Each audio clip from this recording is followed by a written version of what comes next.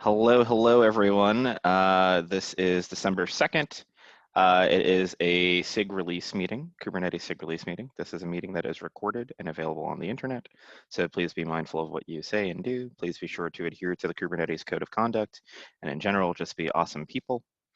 So we don't have anything on the agenda today. I know that people are still recovering from KubeCon, and some people are flying out to or currently at reInvent this week.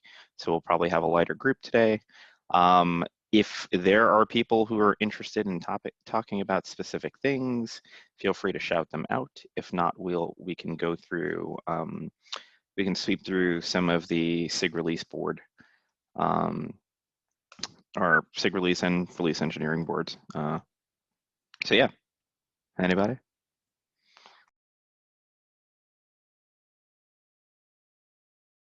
We had talked about on one of the curl PRs about deciding what kind of testing we wanted to do on that, and also setting up some integration testing. So if we had some time, we could touch on that. Yeah, we can do that here. I was going to save it for the release engineering meeting next week, Cool. but we can do it now. I think all of the people who are interested in that are here as well. So yeah, go for it. I think you and Sasha were initially having the conversation, and Hannes has opinions as well. So yeah, it was mostly the two main topics were we were using Testify, I think, for most of the unit tests, and then the other main topic was how do we want to set up kind of like end-to-end integration testing for these release tools. So that could potentially look like setting up a repo that's kind of like synced from KK and running these on that to mock locations. But I'd love to hear what others had in mind for that. And the testing framework part of it is just kind of like, we can just choose whatever we like. I don't think that there's any one correct answer there.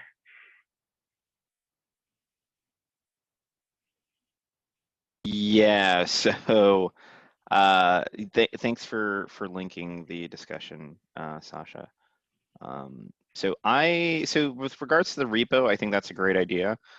This is kind of similar to some of the, we had started to talk about, and by we, I mean the code organization subproject for SIG architecture had started to talk about what it would look like to do feature branches, right, or feature forks, and having kind of like the shadow area where we could spin up different forks of Kubernetes. And that's for the purposes of doing feature development. But I don't see why we couldn't do something similar for the sake of doing release testing. Tim, I think you jumped in later, but we're talking about, well, how do we actually do end-to-end testing for some of the release tools, right, where they have the requirement to need actual repos to do their thing. Okay, makes sense. Cool. So I think it's a possibility. I think it's something that we. What do you think, Tim? We could probably spin up a repo to do that. I think that it's important that we figure out how to solve this. Like this, it comes up every cycle. Really, it's unprofessional to not have this ability. Like we should strive for this, and it's not like if the gap is making a repo. Like, I mean, you know how much it costs to make a repo on GitHub? Boo! Exactly. All right, so let's go about doing that for moving into the next cycle. Do I have a note taker by any chance? Does anyone want the illustrious honor of doing notes for this meeting? I can do it. Okay, awesome. Thank you, Dan. All right, so great idea. Let's Dan, add that as an action item. And the second part of it is what to choose for testing. I personally don't have opinions. I really don't. I think we should choose a framework that is I'm not super opinionated about it. What I mentioned in the issue is that I think that we should, like, one, increase test coverage is good. We should strive towards it, however we're doing it. Two, that we should try to be consistent across the repos and the orgs that we're touching. So if we're using Ginkgo and Gomega in several places, we can also glean patterns, right, from multiple repos. So if that makes sense, we should do that. And then finally, there was a talk about like table-driven tests versus what was kind of already here. I think there were some assertions floating around in this. I usually lean towards the what would Dave Cheney do? Usually when I'm looking up Ghost stuff, I end up bumping into a Dave Cheney article. Dave likes table-driven tests. I don't have opinions. I think table-driven tests allow us to pretty easily glean what we're trying to get done in the various test cases. So yeah, I'm in favor of that. I don't have strong opinions here. So if people want to jump in, I know Hannes has some stronger opinions than me here. So Yeah, no, I think the question was, if we use Testify, can we use table-driven tests? I haven't seen much of Testify yet, but I think that doesn't really matter. Like it is not mutually exclusive. We can use table-driven tests when we use the assertions from Testify. I think the problem, or it might be a different case if we use the test suites from Testify, which we currently don't do. So long story short, the way we are set up right now with Testify allows us to do table-driven tests. And also I don't have any strong opinions about which framework we would use. I think we should check if we have enough matches or assertions we care about. That's basically it. Other than that, I don't care about any of the frameworks. You are mute. okay, that sounds good. I know you did have opinions on black box versus white box, though, right? Yeah, but treat it more like init. I personally prefer black box testing, yes. But yeah, as outlined in the issue comment, that's my personal preference.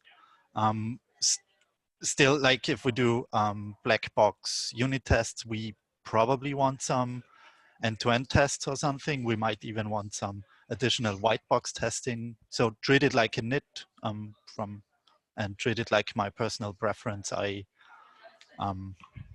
If other people have other preferences, yeah, fine with me. Cool. So it sounds like we're all kind of happy to do whatever, right? As long as we're moving the ball forward. Cool, sweet. So we should make we don't have to make the decision now on what testing framework we use, but we should keep that in mind as we continue to improve these tools. And maybe we can chew on it a little bit and discuss it in the release engineering meeting next week. Cool. All right. Any questions, comments, concerns about that?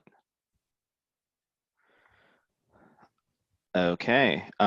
So to answer your question, Dan, about your work on the push build right now, Krell push. I don't think we need Bazel to do the push, right? So I would move forward I'd move forward with using the Google the G Cloud SDK for that.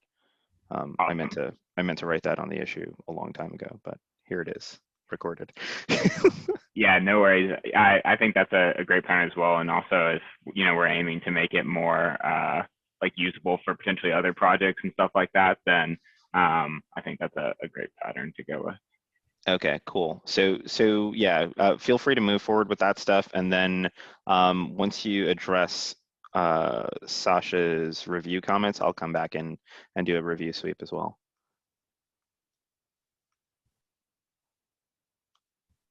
Right.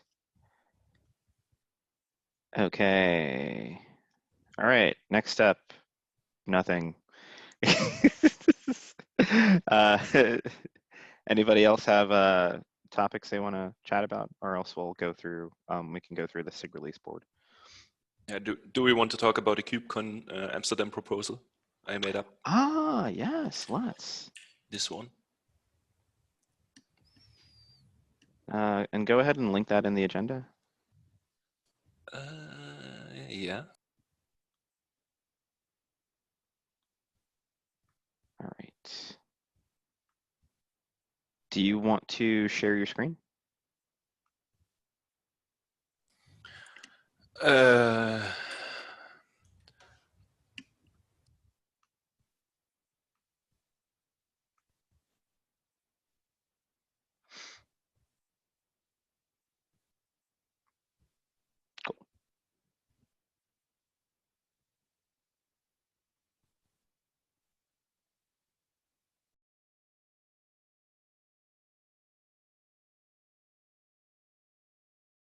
Right, so we said we want to go tutorial route, right?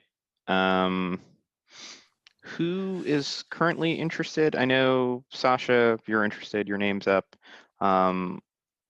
We had the thread going, and I know, Hannes, you said you're not going to be at Amsterdam? Yeah, I'm not gonna be there, but I'm super happy to help with anything preparation-wise, if there is something I can help with. Yeah, sure. So I think I'm really loving the fact that we've kind of done like the overview of the release team. I think, you know, SIG Release is most popularly known for the release team, and the work that we've done there over all of the cycles basically. And now seeing the release engineering squad, the release managers group, sub-projects start to build itself out. We've done talks at San Diego, at Barcelona, around the release engineering. So we've kind of been doing the SIG intro as an intro to the release team, and then kind of the deep dive as an intro to release engineering. And I think that has gone well. It gives people enough flavor about what we do day to day. I think that now that we're getting a better idea of what we need to do in release engineering, and have actually started taking steps down that path, I think that tutorial would be interesting to bring in more contributors. I think that we have a good group already. It's always lovely to see more faces, especially now that we're seeing more work. I think we're starting to carve out exactly what work goes where. So what would we want to do for the tutorial? So first question, I think maybe just to double check, because tutorial is slightly different than the other types of talks. Sasha, as you were envisioning this, who is your intended audience? Yeah, so from the first point, my main idea was to have something like bringing the whole release cycle to the people. And then I saw that we have so many interested people in joining that discussion that maybe it would be a better idea to go for a tutorial. But so when you say the people, describe the persona or personas that you're wanting to speak to. Hold on, before we continue, I think we need to get some clarification on what we can and can't do for the maintainer track, because the maintainer track has classically been a talk, max 2 people, and either an intro and a deep dive, or a combined 90-minute talk with max 2 people. So we need to confirm that we can do a tutorial and have up to 4 people for this, because I think this might be in reference, the submission type might be in reference to a standard track talk.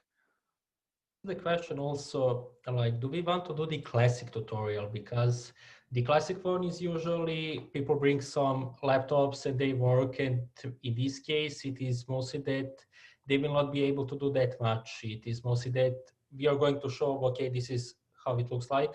In that case, the typical talk, even 90 minutes will work. But in a tutorial form, I guess from the release engineering side, getting things done as a beginner might be harder task to do.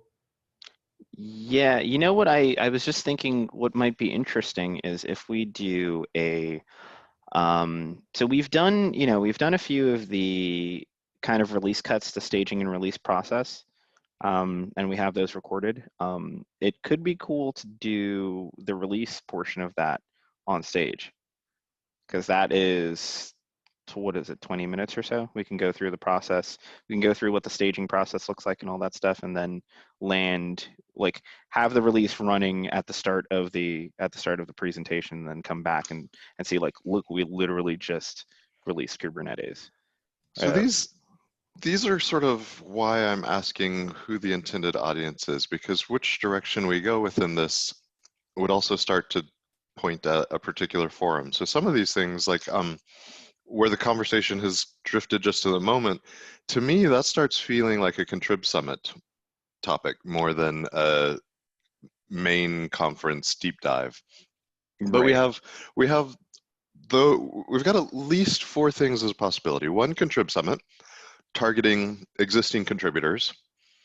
And there, I mean, it's certainly one of the more frequently asked questions. We have these issues all through the release cycle, and every release, like, is even SIG leads are saying, oh wait, how do I get my stuff into the release?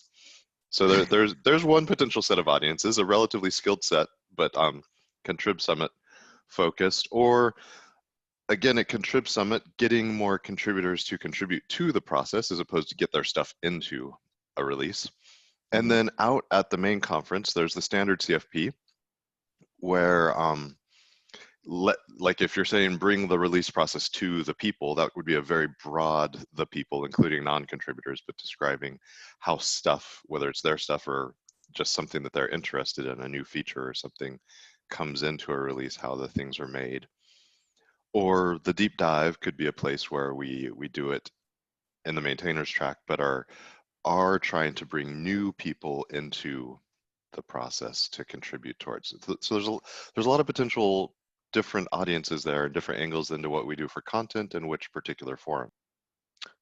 So it sounds like we need to chew on this a little bit. What I did notice is we didn't really have, we should do something release engineering related for the next Contrib Summit, right? And maybe have that be a collaboration between release engineering, working group LTS, and working group Kate's Infra. Even if it's just let's all put our heads together on the next iteration of whatever we're doing. So the time pressure then today, because basically by tomorrow we'd need to have something finalized and be submitting, because Wednesday is the due date for the main conference CFP. Okay. Contrib Summit is different. Maintainers track, SIG intro, and deep dive is different. We don't have to have those 3 things decided in the next 2 days.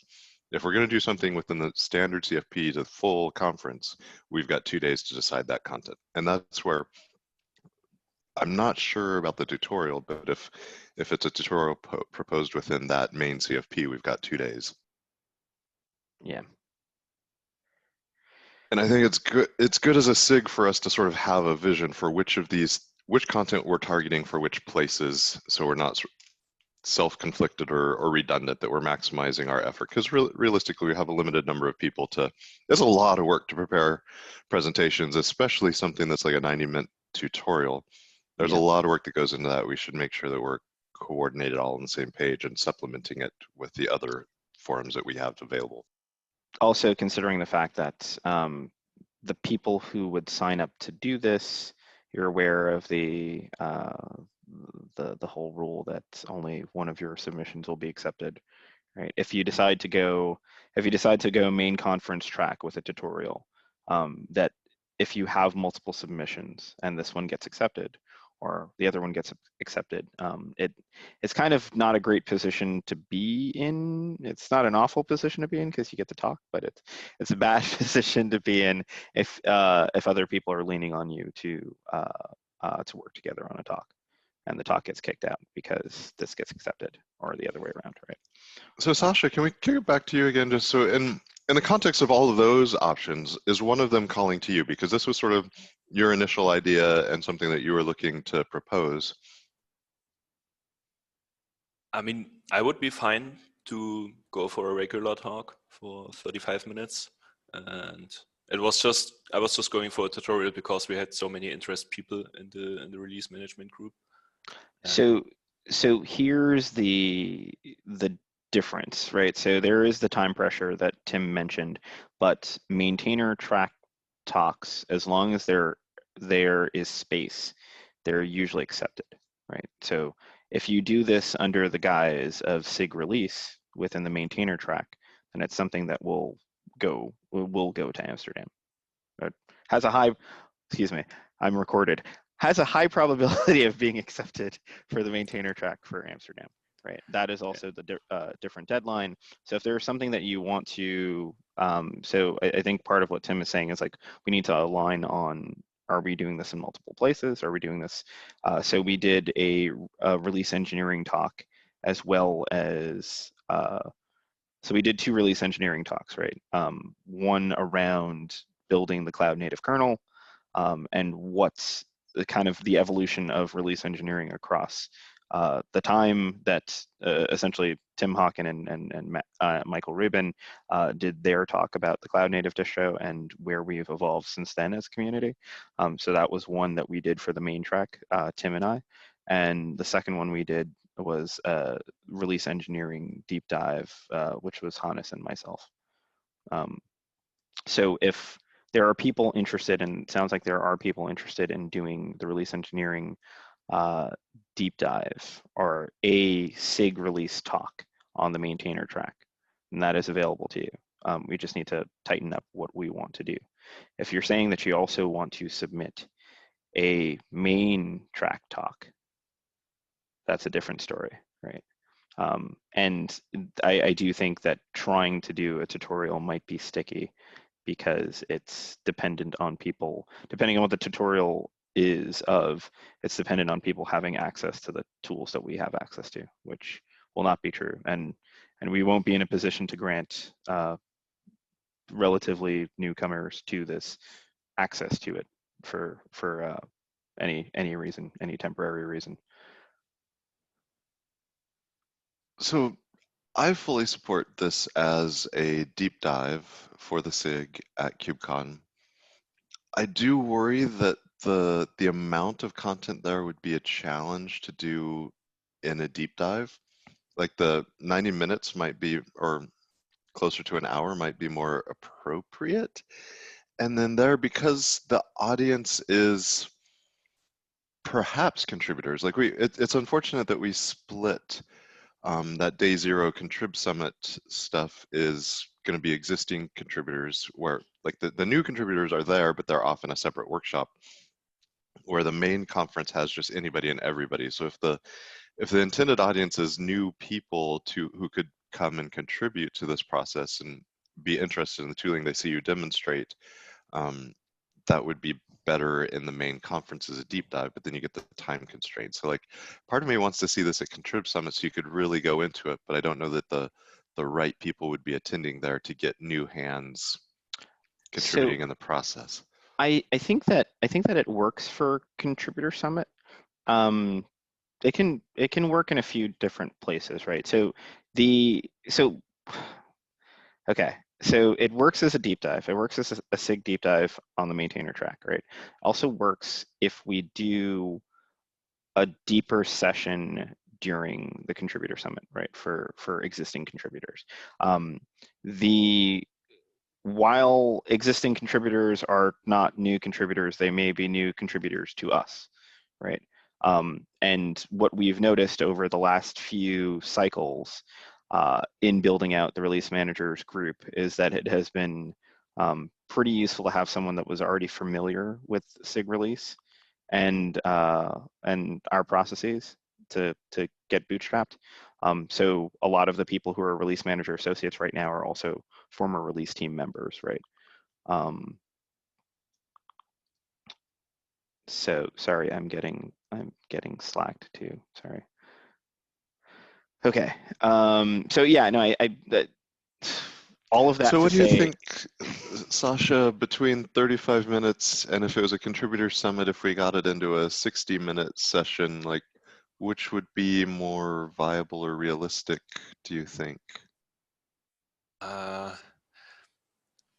I think my main concern regarding the contributor summit is that I had the impression that also people from other projects are interested in release engineering of Kubernetes from the perspective of what can they learn from the release engineering of such a large project and apply That's a it to really their good own, point.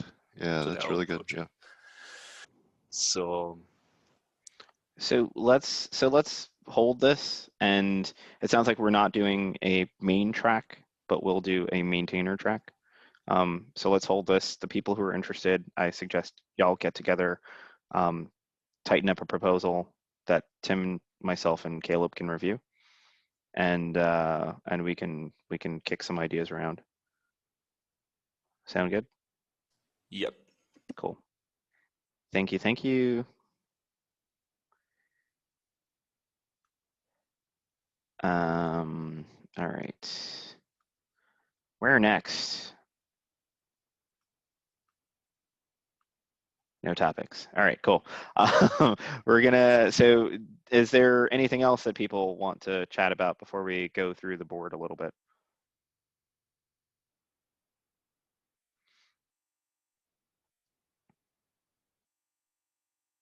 Okay. All right, to the board. Give me a second.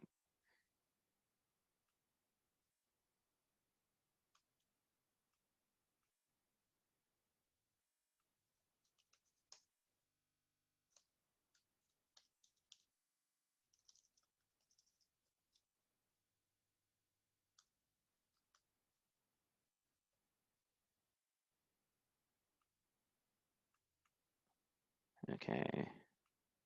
Everyone can see that okay? Cool. All right, so first things first, I think we're ready to do this. Create a new column for 118, set done.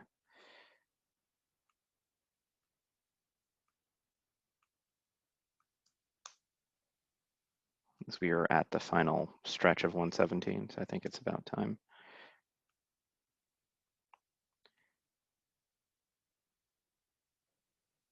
And maybe, can you archive a column? I guess not. Right.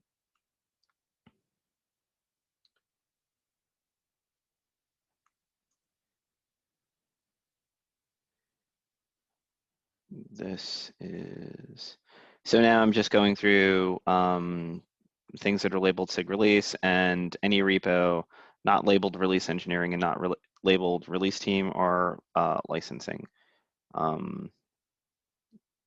Picking a few out.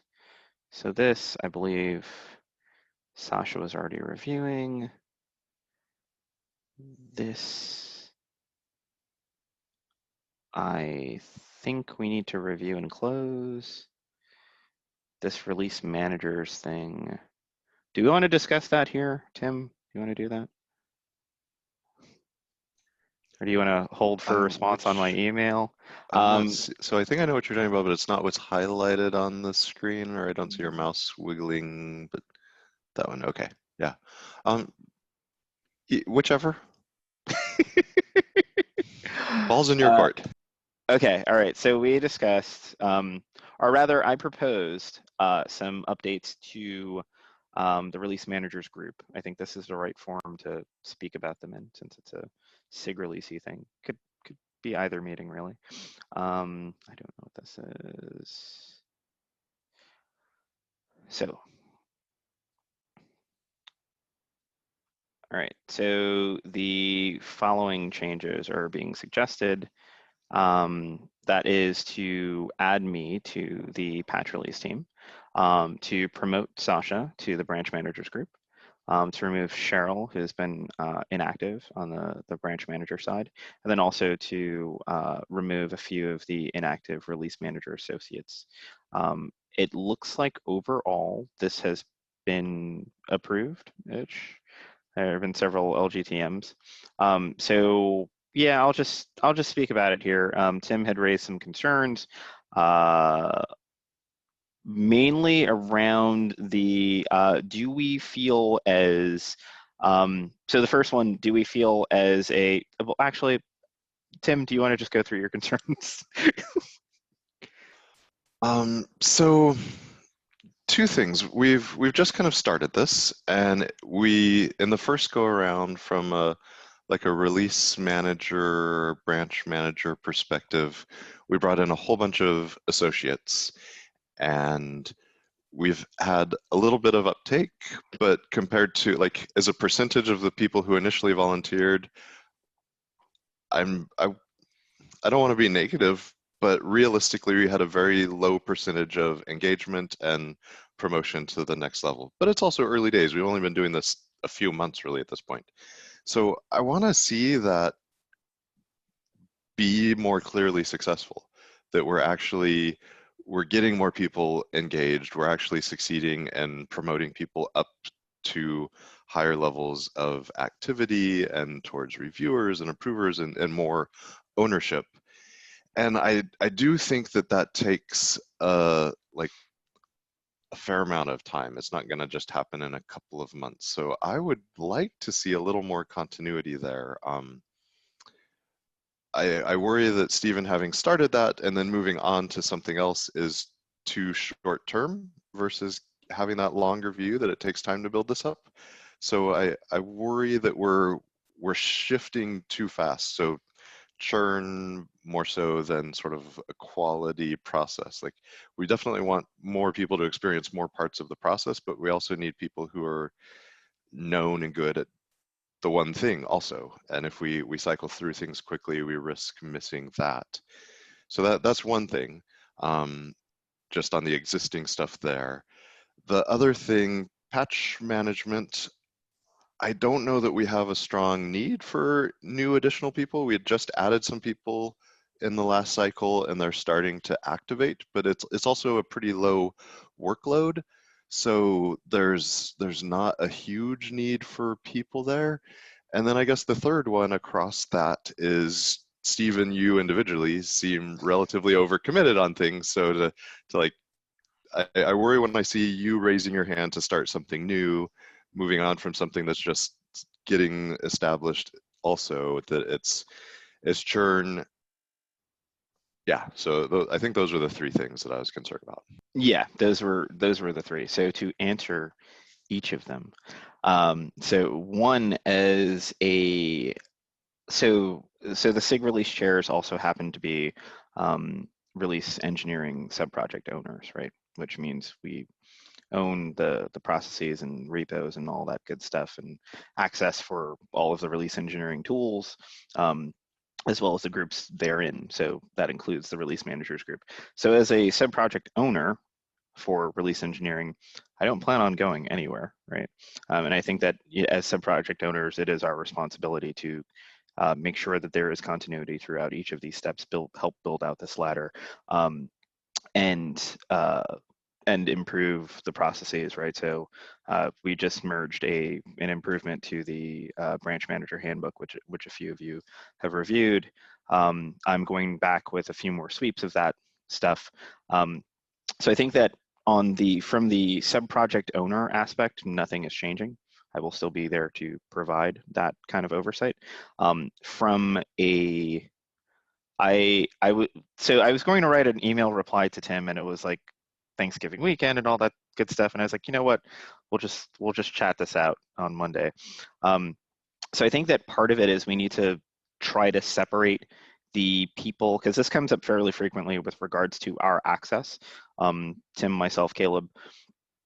So we have access to release engineering tooling, GCP, GCP project access, so on and so forth, as release engineering subproject owners, right?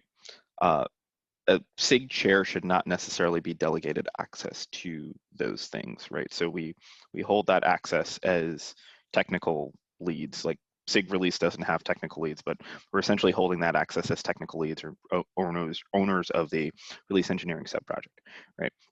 So I think that this comes up with regards to like GitHub the GitHub administration team when they ask us about like, oh, well, you're taking over this thing, but like, should SIG chairs have that? Like, not necessarily, but release the like sub-project owners should, and we just happen to be both of those things, right? So here I think it's important to delineate between the roles that people may hold, right? So in my instance, I happen to be release engineering sub-project owner, but also a SIG chair, also a patch, also a branch manager, right?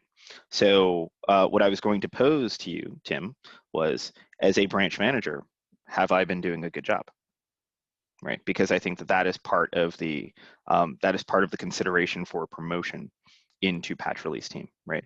It should not be as a sub-project owner, it is my responsibility to ensure continuity across the entire team, right? And ensure improvement across the entire team.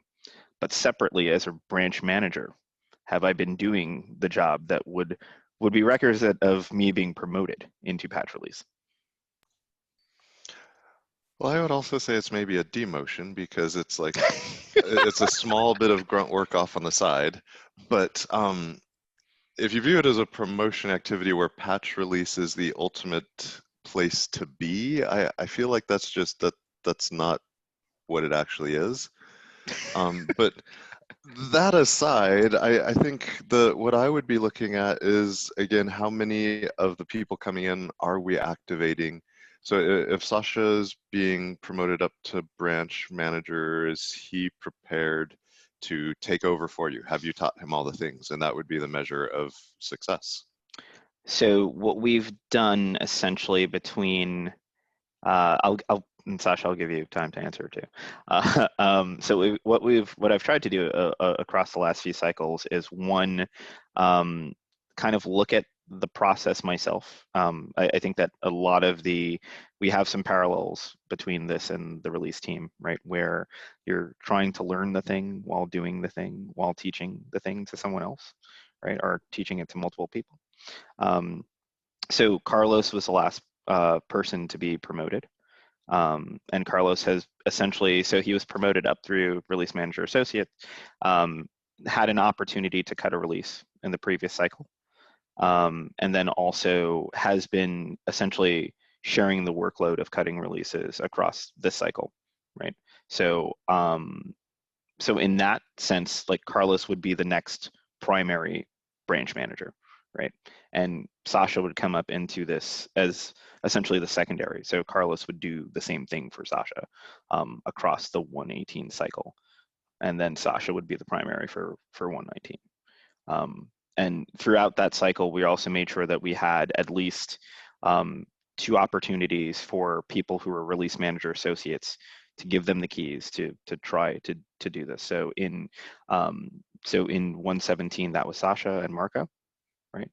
And in the previous cycle, I completely forget. Carlos had we granted Carlos temporary access and then promoted him afterwards, right? So I think that we're weaving continuity into this, and I think it would be on the person that we hand the keys next, which would be Carlos, to continue this. So yeah, I forgot what your question was and if I actually answered it just now. But Sasha, your thoughts too, as someone coming into the role. Oh, I'm fine with that. Sounds good to me. And back to you, Tim.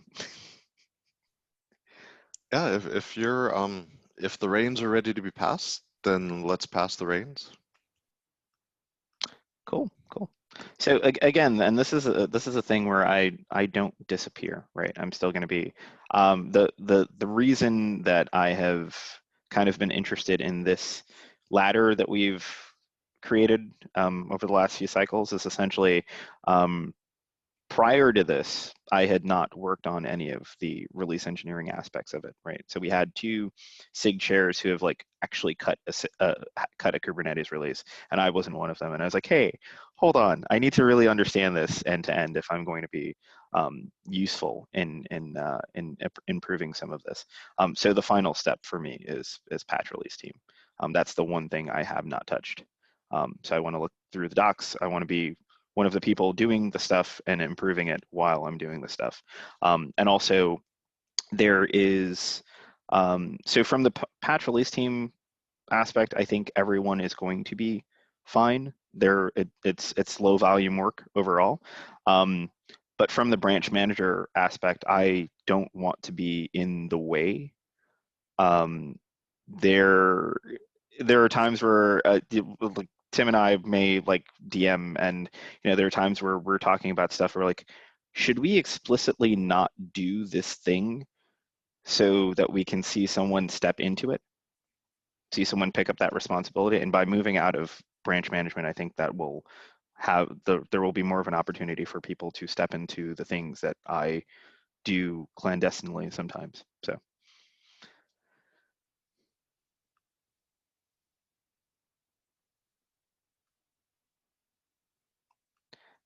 We also have several of the release manager associates on the call, so I want to give y'all opportunities to chat about that too. You weigh in.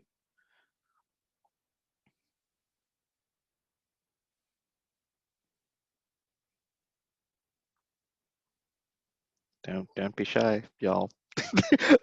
This call is more than 50% release manager associates. So anybody.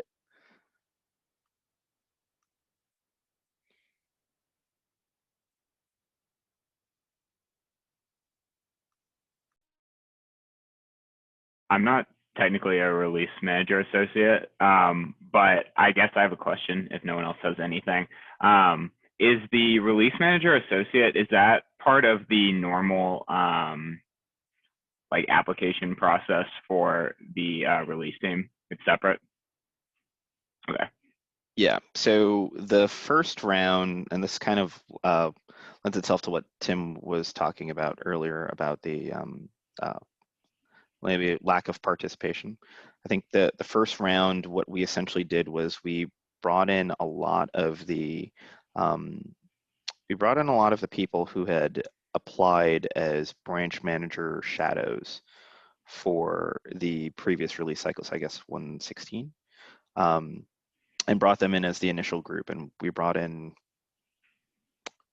13, 14. So no, something like that, maybe. Yeah, it was a lot. It was a lot. And and I think that initially we didn't know what we wanted to turn this into. We have a little bit of a better idea now, but maybe not a clear-cut path. And because we didn't really have that clear-cut path, I found that it might be necessary to bring some people in that are used to doing this, have done this before, kind of carving this path out on the release team. So the second batch of people that we pulled in, so Taylor is in that batch, Sasha, were you part of that batch? Marco, Kenny, are all former release team members, right? So there's kind of a want to pull in people who are used to being unfamiliar with something and maybe banging their head on it a little bit until it works, reporting back status, but kind of being self-motivated to get this stuff done. I think that we didn't necessarily get that out of the first batch of people. I think that it's a stronger group now. But there are also a lot of people in the group still. And I would like to see, I want to say 3 or 4 branch managers, a solid set of 3 or 4 branch managers available and trained before we consider opening the group again, right? So all of that to say that we're currently not accepting applications for new release manager associates. I think that we should do it by selection. Of individuals who have been, who've been exemplary, and I think that you would be one of the people that I would consider if we were opening that group up. So it's we kind of said when we started this, like, hey, go off and find work to do and then come back and tell us when the work is done. Like, help us pay down release engineering technical debt is essentially what we said. And there's no easy framework for that, because some of the stuff we haven't even discovered yet. We're getting a better idea of the things that need to be fixed, and we're starting to weave multiple plans together of how to fix those things, as you've seen across the last few cycles. But there is still going to be some unknown territory, and the people who get involved in this have to be okay with not having a clear cut plan and how to get the thing to completion. So I think that we have that now. So I would love to see more branch managers properly trained and also ready to mentor before we do anything else with that group. So. To add to that, I think that it has been nice. I'd say definitely this release, I've absolutely felt that, trying to get my footing about me, try to kind of understand what's going on. Watching PRs, I've really appreciated the deep dives in these meetings that we've had, where you and Tim have been able to kind of go through, and Sasha as well, in terms of kind of pulling apart how these things actually work. And so I'd say personally, my confidence is really increasing in terms of understanding what is expected and what we need to do. But I'm looking for more of an opportunity to dig in again personally. And I'm feeling more and more confident as we go forward, but not 100% there, but I really like how this process is evolving. Yay! It's like, I feel like I'm growing. All right, so we're doing something right, everyone. I think we're doing something okay. So I have said we're going to leave that PR open to Lazy Consensus until tomorrow. I think we can still do that. And then I'm going to move forward with the owner's file changes and the Kubernetes org GitHub team changes. They're fairly minimal changes. Most of them are drops. A few of them are, so I think the only real change outside of comments is granting Sasha access to the release managers group on GitHub. I think that's the big change. Also some owner's file changes, which will grant a few more people access to approved PRs. I think again, the only big change is Sasha, you'd end up with approver access to a few things. So. Cool. All right, everybody happy? Tim, you happy? Yeah, I think the key here is that we're looking for long-term commitment. This isn't just bouncing through a promotion track. Our end goal is to get skills growing, contributions growing in a sustained way, so that we have people who really can own things for quite a period of time, and that we can get into more of a stable state delivery place. Yeah, so to echo that point, the part of the reason that we are building out this group really is to have continuity in all the processes that we do. This cannot be something like the one of the detriments of the release team is that we have these great contributors that come around, and we have them for a quarter to do this like very well-defined work at this point on the release team, and then that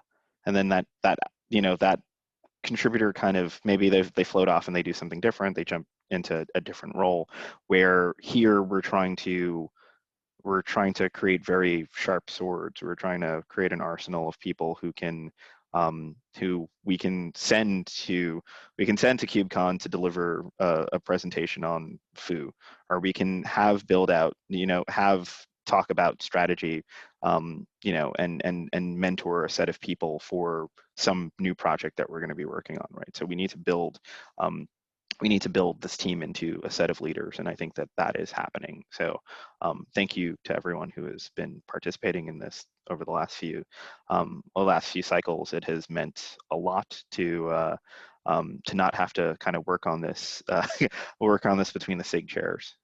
So thank you again, seriously.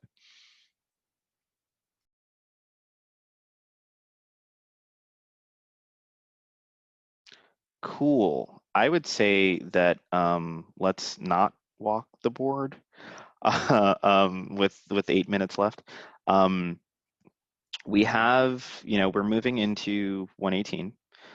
So for the people who are listening, for the people who are on the call, please take some time to go through the tasks that are currently milestoned for 117 that are assigned to you. Be, be forthright about the, the things that you can and can't, won't be able to wrap up by the end of the cycle, since we're here basically. The cycle is done in less than a week at this point. And start planning on what you want to tackle for 118. If there are things that you want to speak to us about, there's something that you saw fly by and you're interested in working on, you're stuck on something, like our DMs are always open. Or if you want to talk in a public arena, it's SIG Release and release management on Slack or the mailing lists. Let's go 118. Let's see.